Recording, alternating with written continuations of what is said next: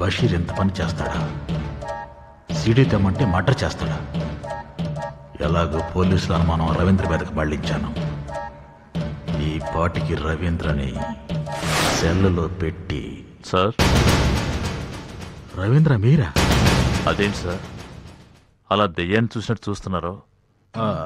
అబే, అలాంటిదేమీ లేదు. పూజకి అలా అయిన దగ్గర నుంచి నాకు కొంచెం కంగారుగా ఉంది. పోలీసులు మీ ఇంటికి రాలేదా? మీరు పంపారుగా, ఎందుకు రారు? నేను పంపానా? ఎందుకు సార్ అంత టెన్షను? అడ్రస్ ఇచ్చింది మీరేగా. ఓ అదే, అవును, అడిగారు, ఇచ్చాను. మీరు అలా ఇవ్వడం నాకు చాలా మంచిదైంది. థ్యాంక్స్.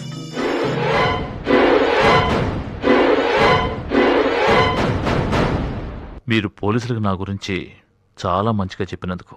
ఓ అదే, ఎంతైనా మనం ఒకటి కదా, ఆ మాత్రం చెప్పడంలో గొప్పే ఉంది.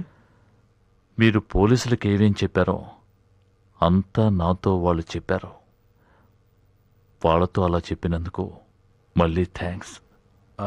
పూజ గర్ల్ ఫ్రెండ్ల గురించి పోలీసులకి ఏమీ చెప్పలేదు. అయినా పూజని మీరేం బలవంతం చేయలేదుగా. అదే ఆశపడింది, అనుభవించింది. చాలా థ్యాంక్స్ రవీంద్ర. అన్నట్టు విజయవాడలో త్వరలో ఒక బ్రాంచ్ ఓపెన్ చేయబోతున్నాను. దానికి మీరే వర్కింగ్ పార్ట్నర్.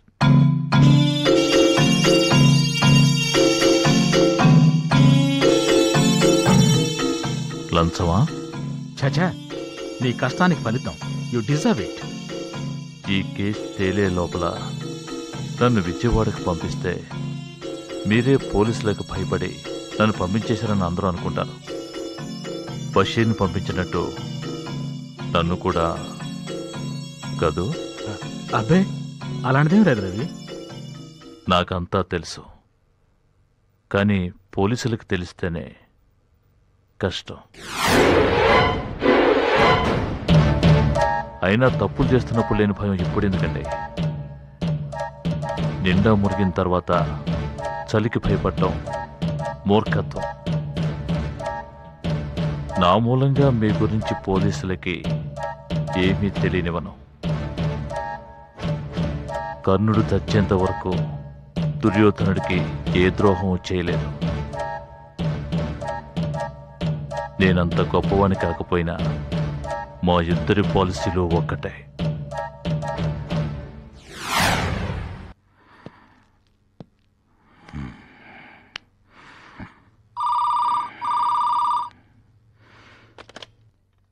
హలో, ఏయ్, ఇప్పుడేం ఆర్డర్ ఇస్తాం?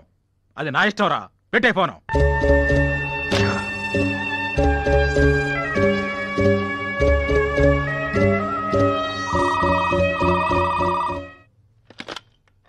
రేయ్, ఒకసారి చెప్తే అర్థం కాదు. ఎదుటివాడి పరిస్థితి తెలియకుండా మాట్లాడతావే? నువ్వేనా ఇక్కడ ఎగ్జిక్యూటివా? సార్, నేను బషీర్ని. రేయ్, నువ్వా? నీకు అసలు బుద్ధి ఉందా? నా కొంప ముంచావు కదరా. ఏమైంది సార్?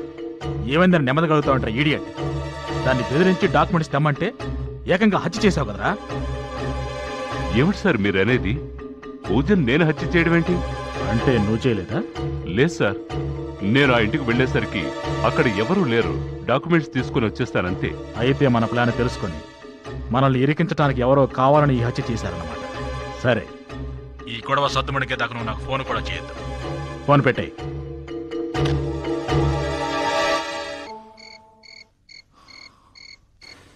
సో మీ ఆయనకి అనుమానం వచ్చిందట? ఏమో, ఆయన ప్రవర్తనలో అంతగా మార్పు లేదు. బట్ ఆయన మాటలు ఎందుకో ఒక్కొక్క మాట గుండెల్లో గుచ్చుకుంటున్నట్టుగా ఉంటుంది. ఒక పక్క అవినాష్, ఇంకో పక్క మీ ఆయన.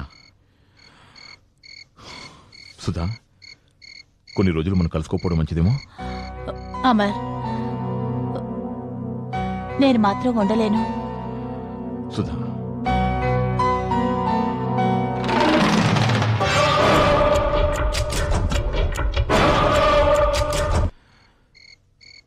మనం వెంటనే ఒక నిర్ణయానికి రావాలి.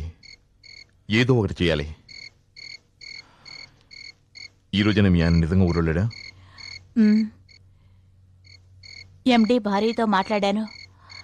ఎండీతో ముంబై వెళ్లారట. ఇలా అన్నిటికీ భయపడుతూ ఎంతకాలం? ఈ సమస్యకి ఓ పర్మనెంట్ సొల్యూషన్ కావాలి. అది వెంటనే కావాలి. అంటే మన ఆనందానికి అడ్డుపడే వాళ్ళు ఉండకూడదు. ఎస్, అడ్డొచ్చిన వాళ్ళని ఏరిపారేయాలి. సుధా, ఆలోచిస్తూ కూర్చుంటే రోజు అందరికీ భయపడి దూరంగా బతకాల్సి వస్తుంది. జీవితంతో మనం సంతోషంగా ఉండాలా వద్దా? అయితే అవినాష్కి ఇచ్చిన ట్రీట్మెంటే మీ ఆయనకి ఇవ్వాలి.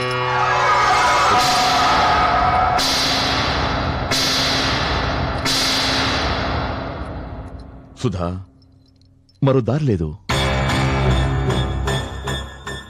Please come on. ఇప్పుడు నిజంగా ఉన్న డార్లింగ్ అనిపించుకున్నావు.